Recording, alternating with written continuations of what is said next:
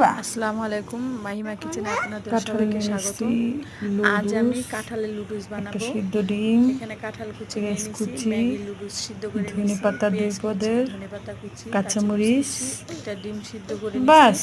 কড়াই বসিয়ে দিচ্ছি, কড়াইতে পেঁয়াজ কুচি, কাঁচামরিচ কুচি, একটু ম্যাগি মশলা দিয়ে দিলাম, স্বাদ মতো লবণ দিয়ে দিলাম, কাঁঠালের কুচিগুলো দিয়ে দিলাম, একটু সয়া সস দিয়ে দিলাম, লুডুস থেকে দিয়ে দিলাম, একটু ভাজা ভাজা হলে ধনেপাতা দিয়ে দিলাম। এখন পরিবেশনের পালা। ডিমগুলো গ্রেট করে দিয়ে দিয়েছি।